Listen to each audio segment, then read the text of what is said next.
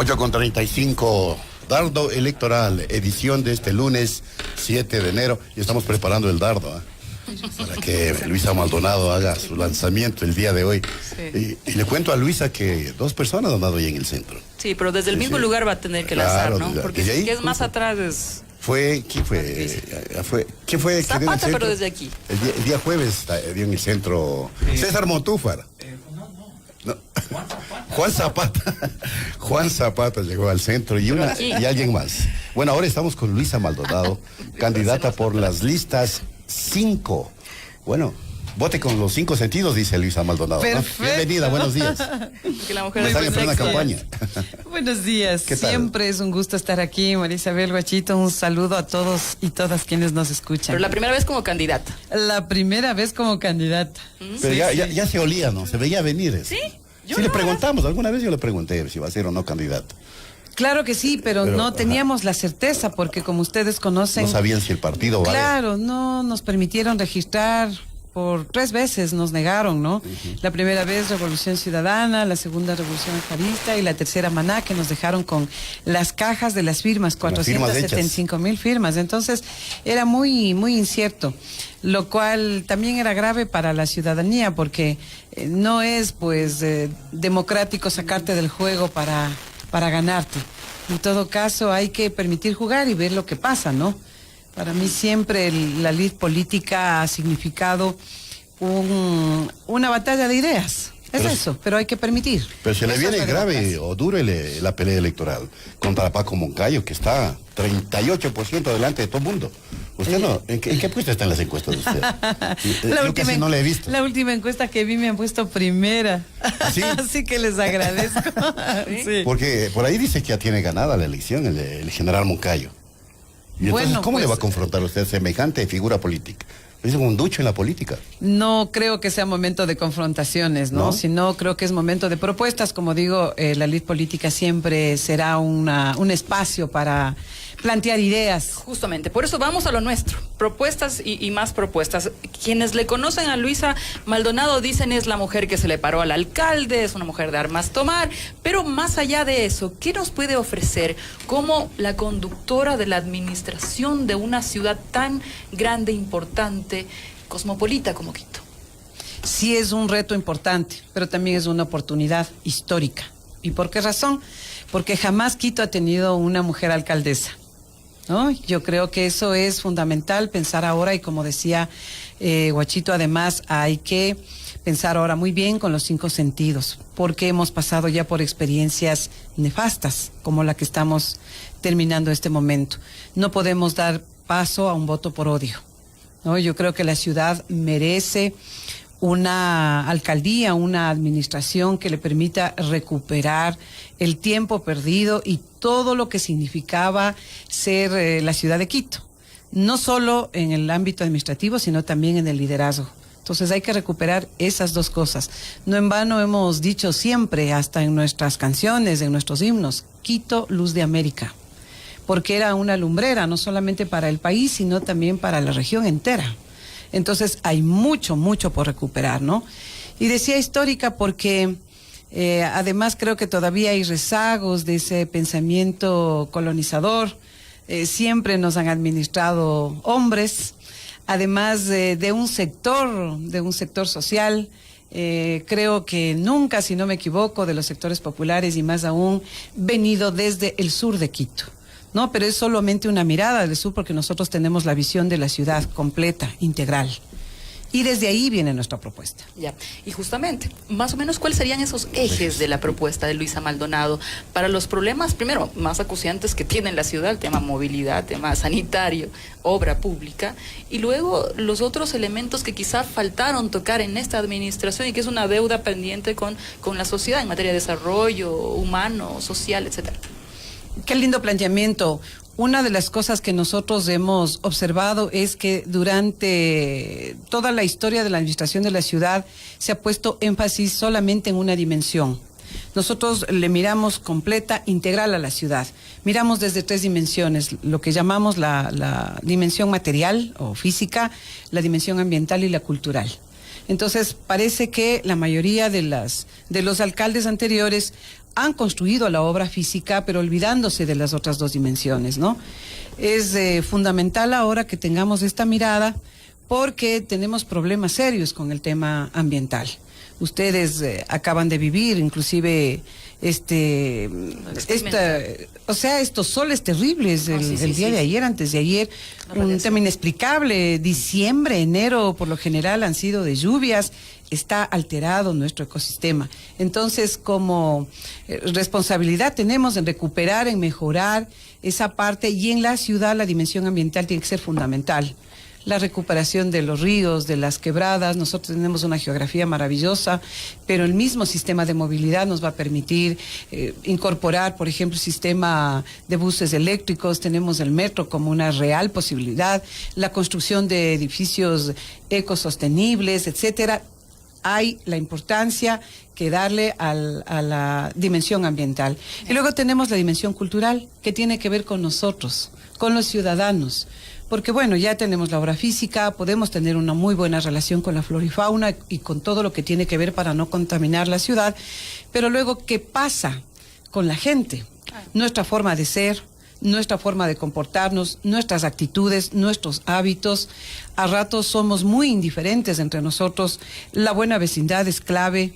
El ejercicio, el comportamiento dentro de nuestros derechos y obligaciones, una actitud mucho más cívica. Ahora hay un pretexto como para, digo yo, pasar a un momento civilizatorio, y que es el metro.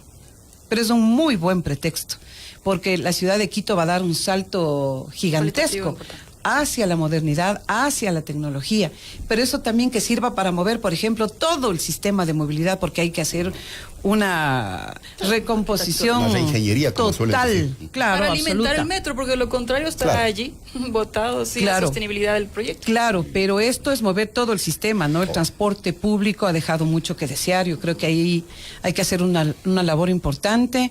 El sistema que viene dado desde el trolebús, cómo incorporar todo esto, ¿no? Y digo que tiene que ser necesariamente civilizatorio, y ahí viene, por ejemplo, la parte cultural. Y es que, ¿cómo nos subimos y ahora cómo cogemos el transporte del trolebús? Hay que respetar las paradas, tenemos que respetar a nuestros adultos mayores, a los niños, todo eso hay que repensar. Y si el metro nos ilusiona, pues desde ahí vamos a cambiar nuestra conducta. Entonces, el plus que le ponemos es que, si bien es cierto, hay que hacer obra física, pero yo creo que la mayoría de las administraciones se han olvidado de la parte ambiental y de la parte cultural. Esta necesaria transformación cultural, este necesario cambio de chip. Una cosita, casi que está claro qué hay que hacer en materia de movilidad, pero ¿qué ha faltado? ¿Valentía? ¿Toma de decisión? ¿Eso tiene Luisa Maldonado?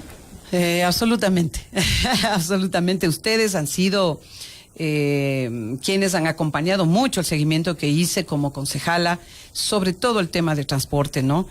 Hay unos acuerdos que solamente han dañado un necesario servicio que necesita la ciudadanía, y que es el transporte público.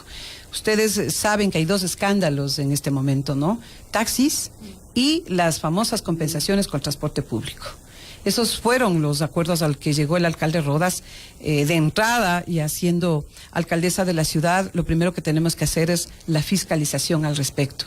No se puede seguir pensando en pagar compensaciones al transporte público sin tener mínimamente unos acuerdos de mejoramiento de la calidad del servicio. Y en el tema del taxismo ha sido tremendamente doloroso.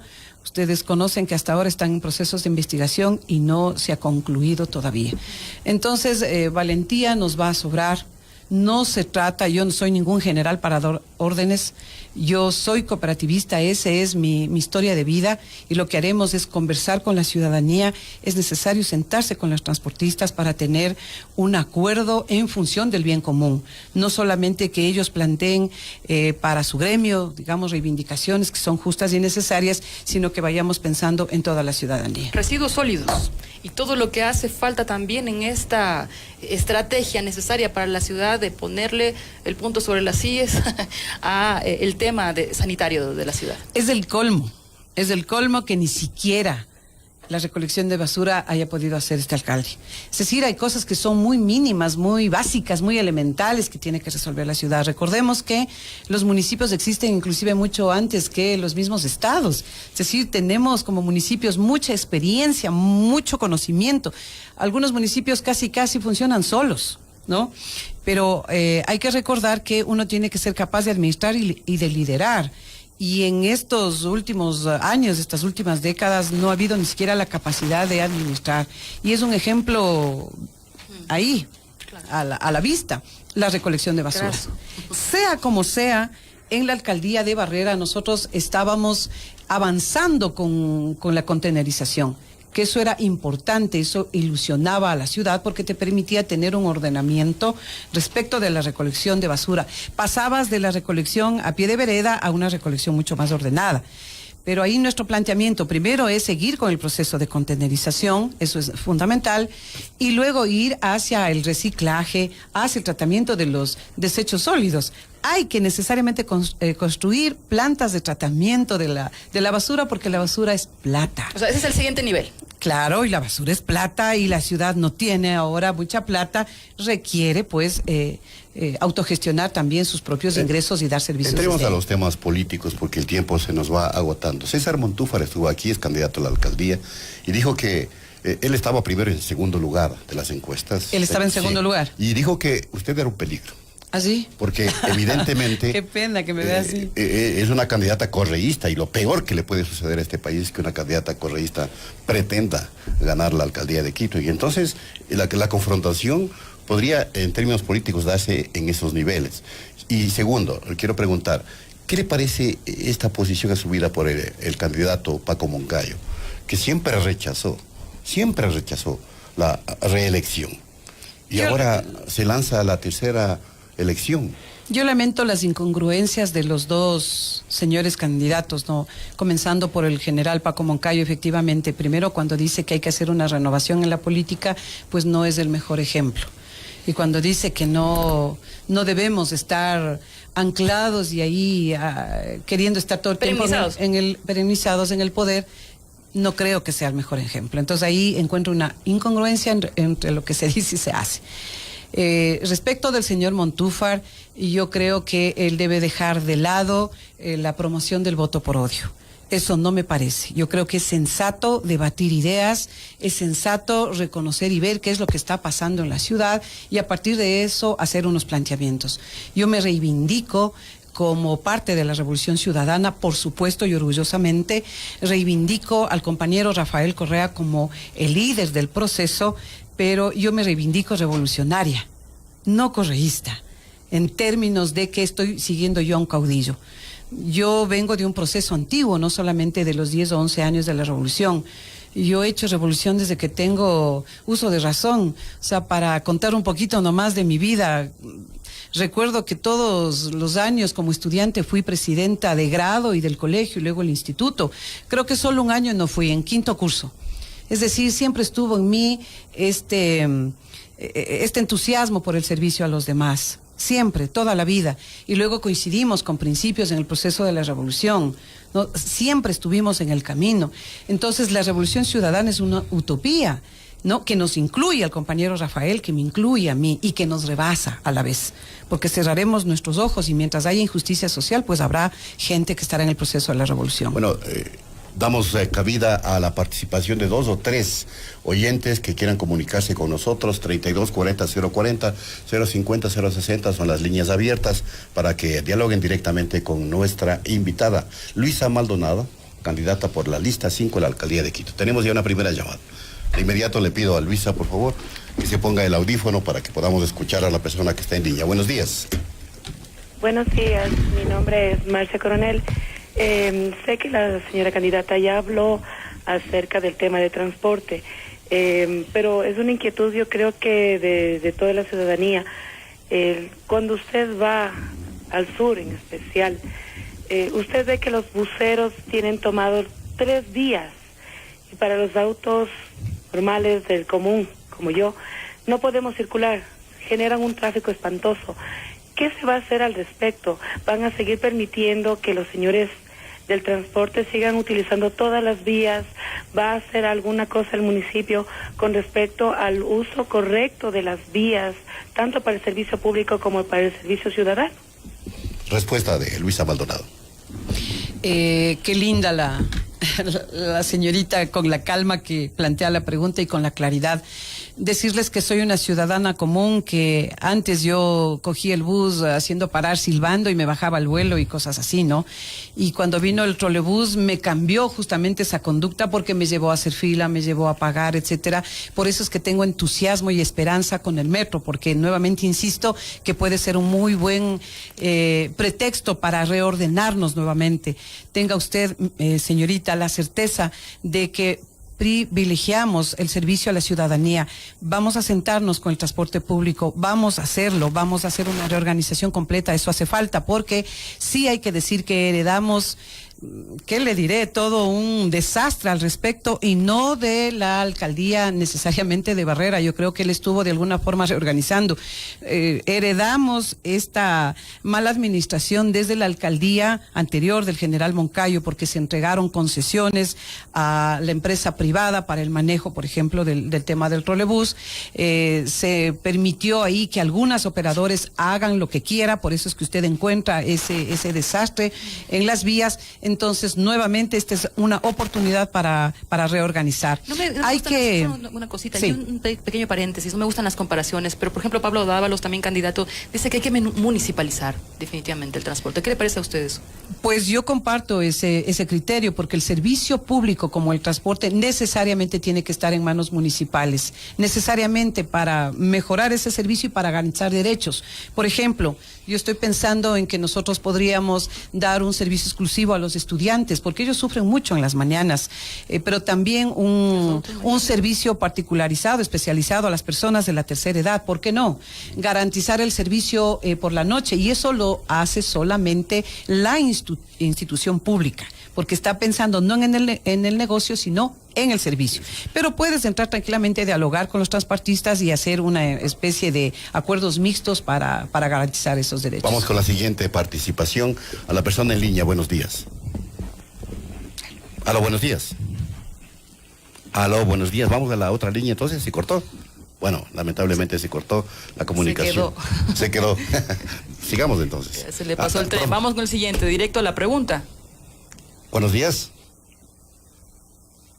A ver, Carlitos. Sí, bueno, tuvo problemas de comunicación. Ya, ahí estamos. ¿Con quién estamos? Y adelante con la pregunta. Buenos días. Quería preguntarle a la señorita Luisa Maldonado acerca de la regularización de los barrios, porque ha sido bastante tedioso el problema. Ya hemos esperado como más de 20 años por nuestras escrituras y queremos saber cómo va a ser la señorita Luisa Maldonado. Muy amable, gracias por su pregunta, por la pregunta y por la participación al aire. Adelante. Esa es una excelente pregunta, porque ahí tenemos muchas oportunidades. Efectivamente, hemos visto una deficiencia en el otorgamiento de escrituras a quienes ya tienen los procesos regularizados, en este caso los barrios regularizados, ¿no? Ahí hay varias oportunidades. Primero, cuando logras regularizar los barrios, que nosotros lo hemos hecho ya casi cerca de 1000. Es una locura cuántos barrios se han creado alejados de la planificación, ¿no? Ese es uno de los pecados capitales de esta actual administración, no haber planificado la ciudad y ha permitido que esto prolifere. Una oportunidad es de que se incorporen ya en el catastro, por lo tanto existen, por lo cual ya tienes el derecho a que te llegue la obra, agua potable, alcantarillado, luz eléctrica, que es lo más básico, y luego lo demás. Después, necesariamente tienes que contar con tu escritura. Cuando estás en el catastro, primero que tienes derecho, pero segundo también ya puedes ser un contribuyente, es decir, puedes cooperar con la ciudad, y eso es súper importante. Es una de las formas que nosotros estamos pensando para que la ciudad también cuente con recursos, ¿no? Porque son contribuciones, amplías la base de contribuyentes y vas a tener hasta esta posibilidad horizontal, que nadie también es con eso, ¿no? Claro, pero es bien importante ese tema. Y luego lo de las escrituras que decía el señor, vamos a agilizar, necesariamente el municipio tiene que meterse en ello. No puede ser posible que una vez que tengas la ordenanza de aprobación del barrio, que ya estés en el catastro, no tengas la escritura después de 20 años, es una locura. Ahí vamos a poner gente especializada para que de forma inmediata se titularice y pueda la gente tener su escritura, ¿no? Eso le da garantía de que tiene algo en la vida, puede hipotecar, puede vender, puede heredar, lo que fuera, pero sobre todo ya es un ciudadano con derechos. En esa parte de planificación y urbanismo, aquí hemos provocado algunos coloquios para hablar sobre la ciudad en esa parte, y han coincidido algunos en decir que hay que reactivar la Quito muerta, si se quiere, en materia arquitectónica, de la 10 de agosto, de distintos predios que son subutilizados, que son bodegas y que podrían mejorar, digamos, la movilidad incluso, que está disparando toda una ciudad en los valles, concentrando un poquito en ciertos proyectos habitacionales dentro de la propia ciudad. Necesariamente. Por ejemplo, La Floresta es un barrio ejemplo en ese sentido. Se declara proyectos especiales.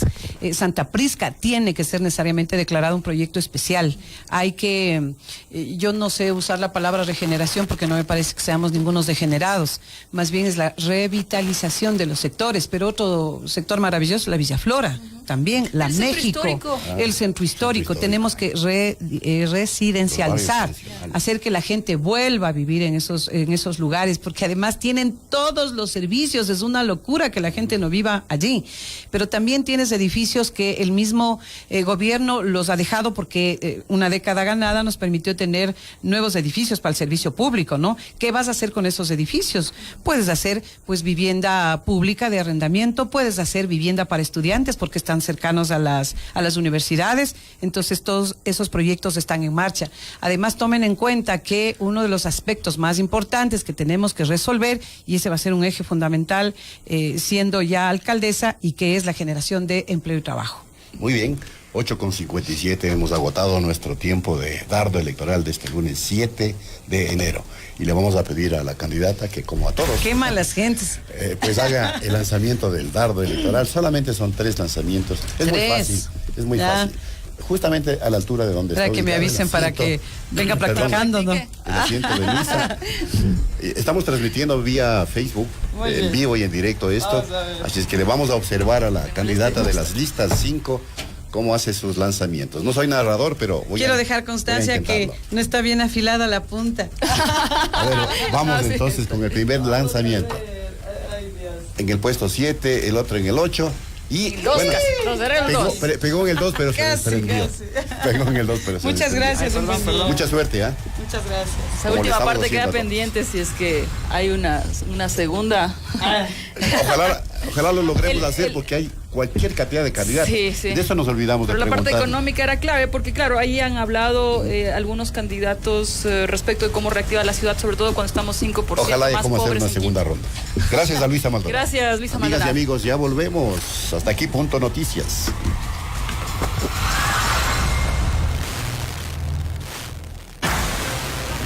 Finaliza Dardo Electoral, una propuesta de Radio Pichincha Universal para robustecer el conocimiento y la información sobre el proceso electoral ecuatoriano. Dardo